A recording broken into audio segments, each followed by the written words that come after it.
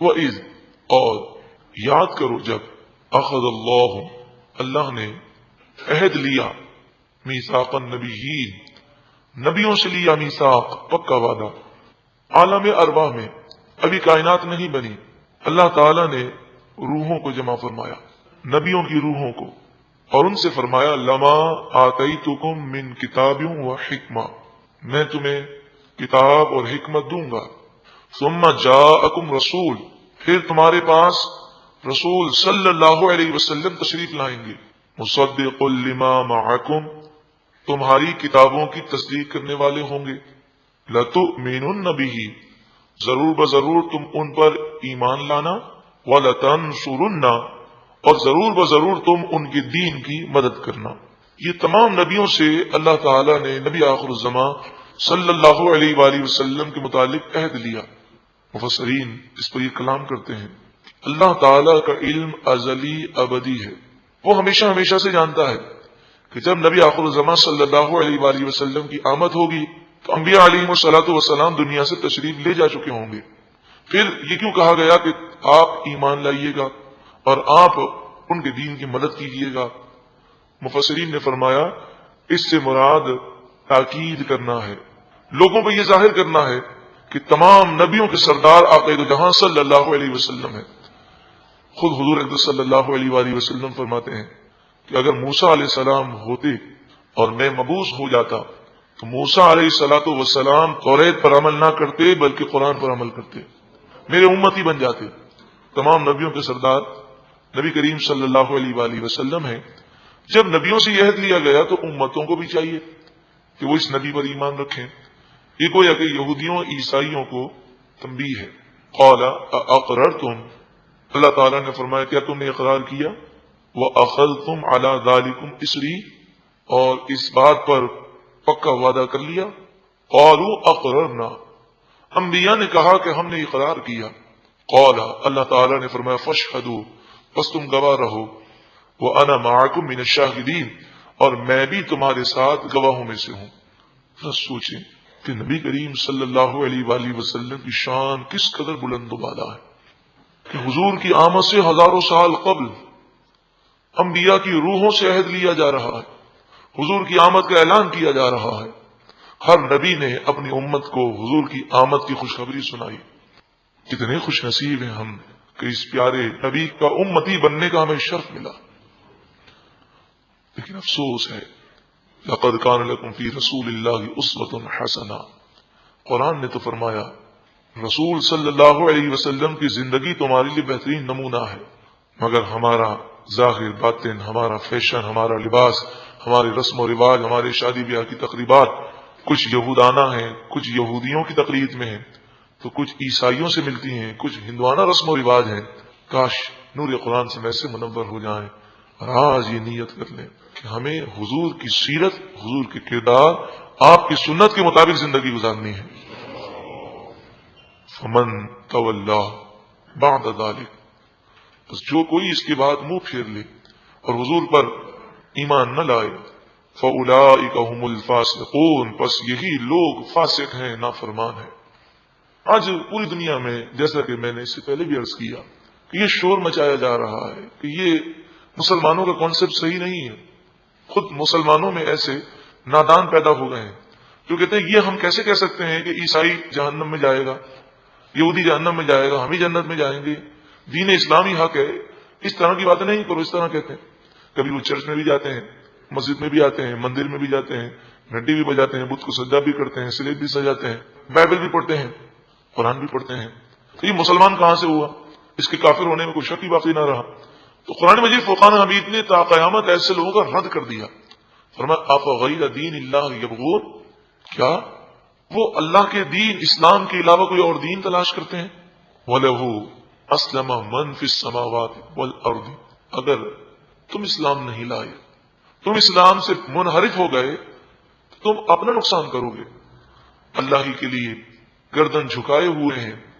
من فی السماوات والارض ہر وہ چیز جو آسمان و زمین میں ہے طوعا خوشی سے وکرہا اور مجبوری سے انسان اور جن کے علاوہ ہر مخلوق خوشی سے اللہ کی بارگاہ میں جھکی ہوئی ہے فرما بردار ہے لیکن انسان اور جن میں جو مومن ہیں وہ دل و جان سے فرما بردار ہیں،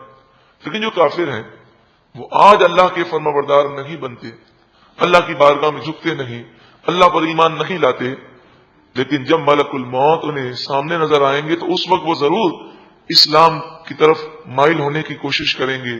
قیامت میں وہ سجدہ کرنے کی کوشش کریں گے، مگر ملک الموت نظر آ جائیں پھر ایمان قبول نہیں ہوتا۔ وَإِلَيْهِ يُرْجَعُونَ، اور اللہ ہی کی طرف وہ لوٹائے جائیں گے۔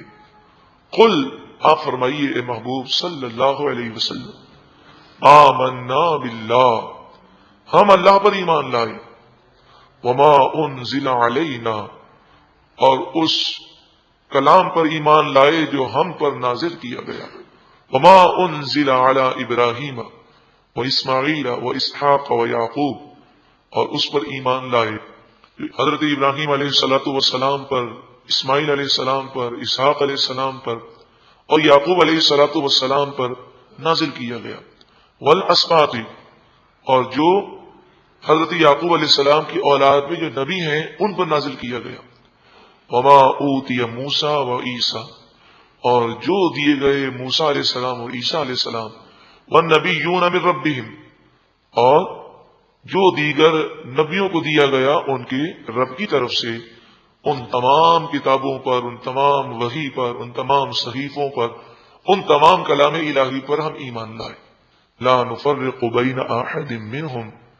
ان نبیوں میں سے کسی کے درمیان ایمان لانے میں ہم فرق نہیں کرتے، سب پر ایمان رکھتے ہیں، وَنَحْنُ لَهُ مُسْلِمُونَ، اور ہم اللہ ہی کے لیے گردن جھکانے والے ہیں، وَمَن يَبْتَغِ غَيْرَ الْإِسْلَامِ دِينًا، پھر اسی نظریے کا رد کیا گیا، جو کوئی اسلام کے علاوہ کوئی اور دین اختیار کرے، فَلَن يُقْبَلَ مِنْهُ، پس ہرگز وہ دین اس سے قبول نہ کیا جائے گا، وَهُوَ فِي الْآخِرَةِ مِنَ الْخَاسِرِينَ، اور وہ آخرت میں نقصان اٹھانے والا ہوگا۔ کیف یہدی اللہ قوما، اس قوم کو اللہ تعالی ہدایت نہیں عطا فرمائے گا، کفرو، جس نے کفر کیا، بعد ایمانہم، ایمان لانے کے بعد، کہ حضور کی آمد سے پہلے وہ حضور پر ایمان رکھتے تھے، جب حضور کی آمد ہوئی تو حضور کا انکار کر دیا، وَشَهِدُوا أَنَّ الرَّسُولَ حَقٌّ، اور انہوں نے گواہی دی بے شک یہ رسول حق ہیں، حضور کی آمد سے پہلے انہوں نے یہ گواہی دی، وَجَاءَهُمُ الْبَيِّنَاتُ، اور ان کے پاس روشن نشانیاں آ گئیں، اس کے باوجود انہوں نے کفر کیا، وَاللَّهُ لَا يَهْدِي الْقَوْمَ الظَّالِمِينَ، اور اللہ ظالم قوم کو ہدایت نہیں دیتا، اولئک جزاؤہم، ان لوگوں کی سزا، ان علیہم لعنت اللہ، بے شک ان پر اللہ کی لعنت ہے، یعنی اللہ نے انہیں اپنی رحمت سے دور کر دیا، والملائکۃ والناس اجمعین، فرشتوں کی لعنت ہے اور تمام لوگوں کی لعنت ہے۔ فرشتے یہ دعا کرتے ہیں، اے پروردگار ان ظالموں کو اپنی رحمت سے دور کر دے۔ تمام لوگوں کی لعنت ہے، مسلمان تو دنیا میں بھی لعنت کرتے ہیں، لیکن کل بروز قیامت ہر کافر دوسرے کافر پر لعنت کرے گا، خالدین فیہا،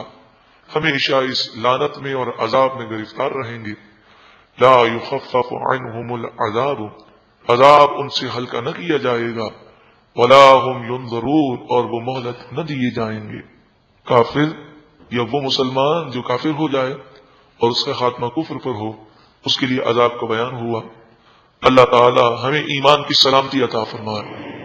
الا الذين تابوا من بعد ذلك، مگر وہ لوگ جنہوں نے اس کے بعد توبہ کی، واصلحوا، اور اپنے آپ کی اصلاح کر لی، سدھر گئے، فان اللہ غفور رحیم، پس بے شک اللہ تعالی بخشنے والا مہربان ہے۔ جب یہاں توبہ کا ذکر ہوا، اب یہ بتایا جا رہا ہے کہ توبہ کس کی قبول نہیں ہوگی۔ ان الذین کفروا بعد ایمانہم، بے شک وہ لوگ جنہوں نے ایمان لانے کے بعد کفر کیا، ثم ازدادوا کفرا، پھر مزید کفر میں آگے بڑھ گئے۔ یہاں مراد ہے کہ مرتے وقت وہ کفر کی حالت میں مرے، لن تقبل توبتہم، ان کی توبہ ہرگز قبول نہ کی جائے گی، وَأُولَئِكَ هُمُ الضَّالُّونَ، اور یہی لوگ گمراہ ہیں۔ ان الذین کفروا، وماتوا وهم کفار، بے شک وہ لوگ جنہوں نے کفر کیا اور کفر کی حالت میں مر گئے،